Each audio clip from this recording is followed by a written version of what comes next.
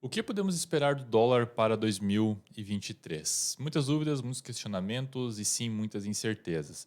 Entretanto, já podemos ter algumas ideias, podemos ter uma estimativa perante algumas informações que hoje nós temos aqui.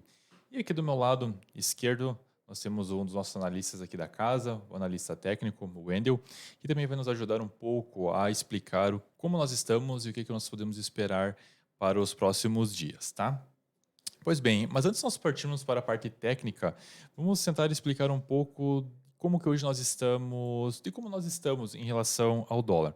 Querendo ou não, sempre gosto de dizer de que o dólar nós somos escravos do dólar aqui no Brasil.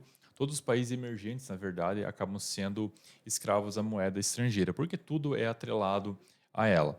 Algumas exportações, importações, enfim, tem uma grande dependência. E, para tanto, vamos dar um rápido giro, vamos analisar como que nós estamos hoje. Pedir por gentileza para compartilhar a tela. Obrigado. Bom, graficamente falando, eu estou pulando um pouco a parte aqui. O Wendel vai falar na sequência em relação aos gráficos em relação do dólar ao real. Só que o dólar ele tem um índice próprio. O dólar é uma moeda tão especial que ele tem o chamado DXY, que acaba mostrando a força dele perante a sua força perante toda a economia. E claro que quanto mais baixo está o DXY, mais baixo está esse indicador acaba sendo muito positivo para nós, os mercados emergentes. Quanto mais alto ele está, ele acaba retratando uma situação de insegurança nos mercados. Tem uma teoria, inclusive, que fala um pouco mais a respeito disso, que demonstra de que se o dólar está fortalecido, é porque os investidores estão buscando proteção, eles estão buscando a chamada reserva de valor, porque o dólar acaba sendo uma reserva de valor, ou se não é porque a economia norte-americana está indo muito bem.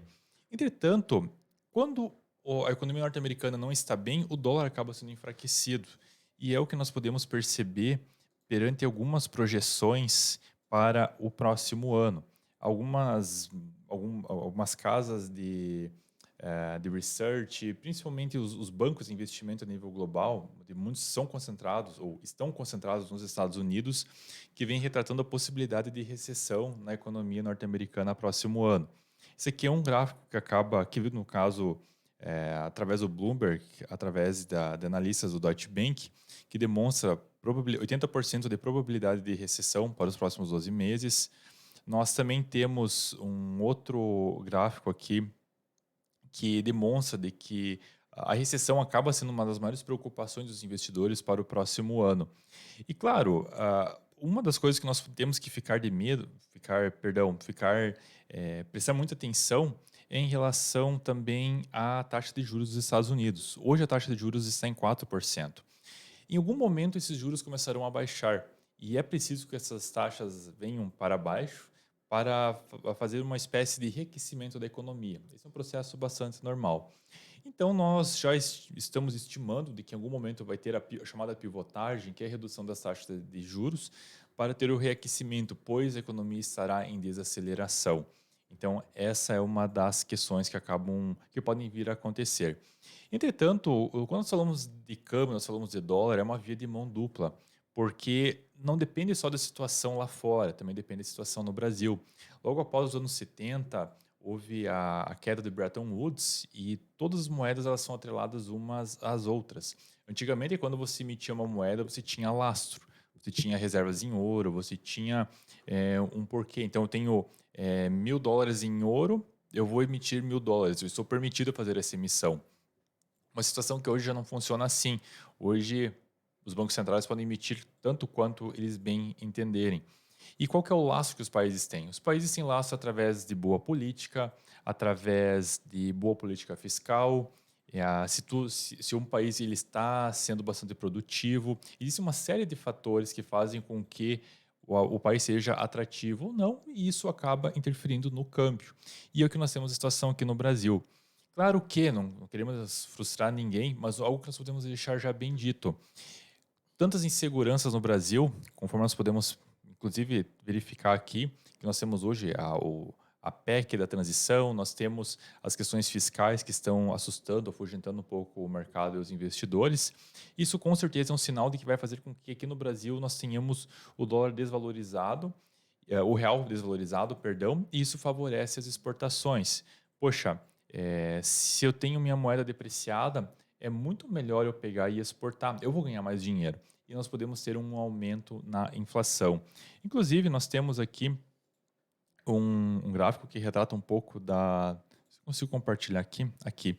Que deu, claro, nós temos hoje uma inflação controlada até o presente momento em 6%, 6,4%, e os juros em 13,75%. Ok, está sob controle. Só que se nós tivermos o dólar extremamente valorizado e o real extremamente desvalorizado, nós simplesmente vamos ter mais pressão inflacionária. E esse 6% que nós temos hoje aqui, ele certamente vai estar bem mais alto do que nós temos hoje. Inclusive, houve o ICMS dos combustíveis, que foi uma das medidas para o controle dessa inflação, será retirado nos próximos dias. Então, muito possivelmente nós tenhamos pressão inflacionária e nós podemos sim ter uma desvalorização da nossa moeda e nós podemos sim ver o dólar ficar numa situação bastante desconfortável para nós aqui no Brasil. Então, logo já adianto, é praticamente impossível prever o que pode vir a acontecer. O futuro ele é improvável. Então, o ponto é, se nós considerarmos que hoje nos Estados Unidos teremos uma recessão, ou seja, os próximos 12 meses uma recessão, mas no Brasil nós fizermos nossa lição de casa, eu acredito que nós possamos vir a ter um dólar abaixo de R$ 5. Entretanto, se não for confirmada uma recessão dos Estados Unidos e no Brasil nós não fizermos nossa lição de casa, se nós estourarmos o teto de gastos, se os investidores não gostarem da situação aqui no país, realmente nós vamos ser penalizados e bastante penalizados. Então, nós temos que ter a data dependência, estar sempre a par de tudo que está acontecendo no mercado para tomar a decisão correta. Mas eu falei um pouco da questão do racional por detrás do que pode vir a acontecer, mas eu passo agora para o Wendel para falar graficamente o movimento do mercado por detrás disso. Wendel, passo para você agora. Vamos lá, Jader, vamos dar uma passada aqui. Bom, como o Jader citou aí, eu sou analista técnico aqui da Valorama, né? Então vamos dar uma passada aqui, graficamente falando, quando a gente fala de dólar, né, Jader? Essa moeda extremamente forte no mercado. Pedir para compartilhar a tela aí, por favor. Bom, então, Jader, podemos ver aqui, isso aqui eu tô utilizando o gráfico do dólar à vista, tá, pessoal? A gente às vezes traz algumas informações aqui para vocês do dólar futuro, porém, eu achei melhor mostrar para vocês o dólar à vista para ficar mais fácil ali de entendimento, tá? Então a gente pode ver, por exemplo, o dólar sendo negociado na casa dos 5,31, né? O dólar extremamente consolidado já desde lá de junho de 2022. Então a gente pode observar que o dólar em 2022 foi um dólar extremamente estabilizado, né? Onde a gente teve, por exemplo, algumas regiões de máximas, onde ele chegou a atingir na casa dos 5,50, né? E algumas regiões de mínima, onde ele chegou bem próximo dos R$ 5, fez mínimo ali no 5,2.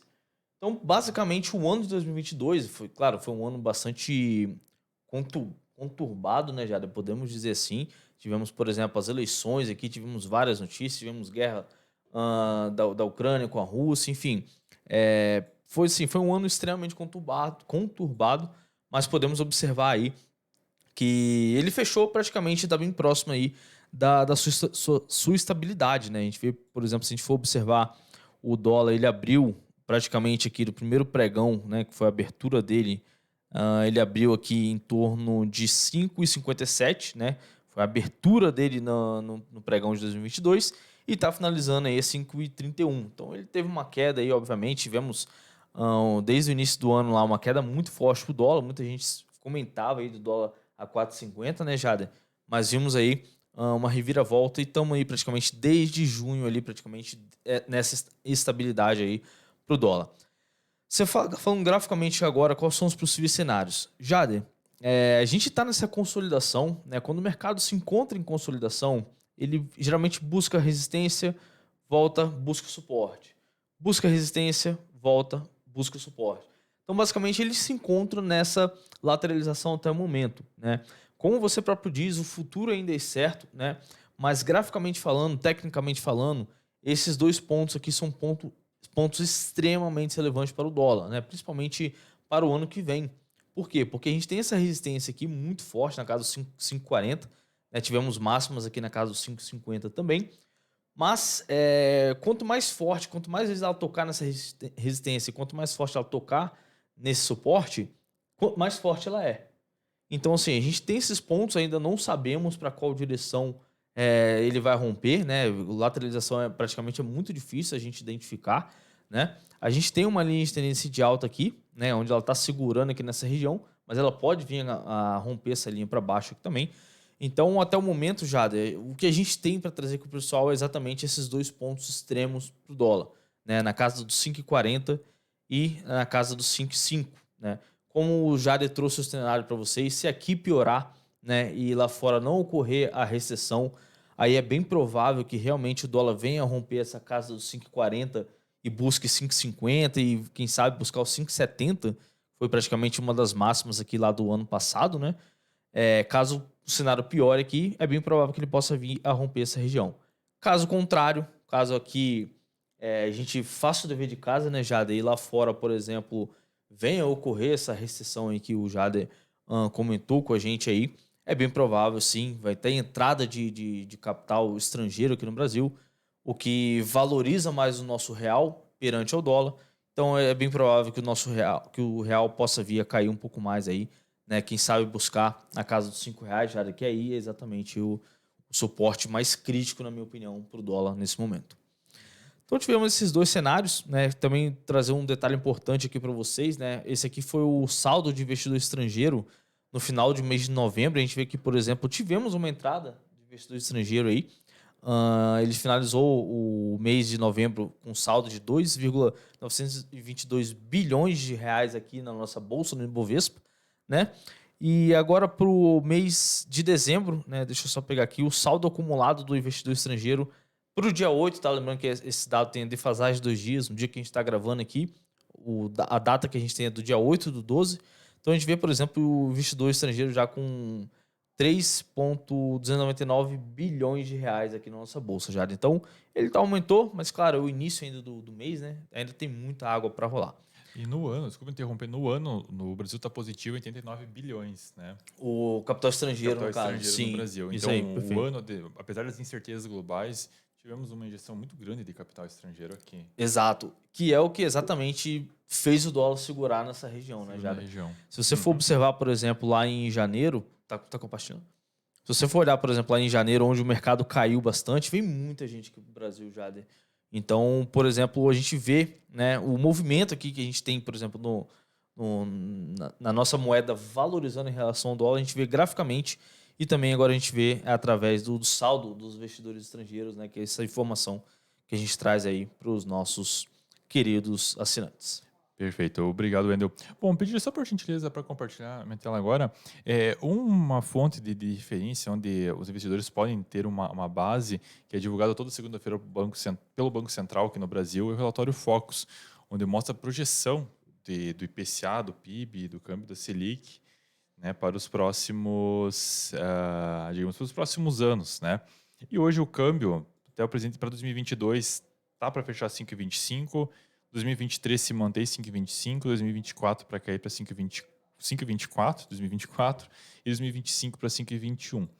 5,23, perdão. Claro que são algumas projeções, toda semana acaba mudando esse quadro, então não são informações realmente 100% acuradas, são apenas perspectivas futuras com aquilo que nós temos hoje, né? E outro detalhe também que vale ser ressaltado, que é uma coisa que me tranquiliza bastante e também quero trazer para você também que está nos ouvindo tranquilizar, ou melhor, ser tranquilizado, é por causa das reservas internacionais. Caso o câmbio extrapole, ele acabe por talvez bater 6, 7, o que eu acho improvável que o Banco Central vá deixar chegar lá, nós temos dólares. Então, o Banco Central pode atuar no mercado fazendo simplesmente fazendo swap, fazendo operações que controle esse preço. Então, esse também é um outro ponto a ser considerado. E o Brasil tem bastante reserva, o Brasil tem muito dinheiro, 300 e poucos bilhões guardados para ter esse controle. Então, por mais que a situação esteja complicada hoje, com muitas incertezas, nós temos esse ponto que nós temos que ressaltar. Então, eu acho que vai ser muito mau caratismo, ou muito má organização da nova gestão deixar com que a inflação estoure aqui no Brasil e não faça a utilização dessas reservas. Eu acredito sim que esse governo A questão econômica já comprometeu a Inglaterra esse ano, inclusive, perdão. E eu acho que o novo governante agora ele sabe bem como que o negócio funciona. Sim. Então, eu acho que, por mais que hoje nós falamos de dólar, que o dólar é uma proxy nossa aqui no Brasil, então, por mais que nós vivamos incertezas, nós temos que considerar que nós temos coisas positivas aí também, né? Exatamente, Jada. E é muito comum, tá? Geralmente quando o dólar tá muito esticado ali, tá chegando próximo dos 5,50, 5,60 ali, é bem comum, por exemplo, o Banco Central chegar vendendo, né? A gente já viu muito isso acontecer, né? Para tentar conter essa alta aí do dólar, né? Uhum. Perfeito, Wendel. Maravilha, muito obrigado, tá? Disponha. Então, pessoal, foram esses os destaques. Claro que hoje nós temos mais incertezas, existem muitas coisas ainda a acontecerem. Então, algo que nós recomendamos você é sempre prestar atenção aos noticiários e estar conosco aqui todos os dias, também as informações que nós trazemos. Também trazemos algumas projeções, sempre o racional por detrás, por tudo que acaba acontecendo. Então, nós agradecemos a atenção e fica o nosso agradecimento. Obrigado.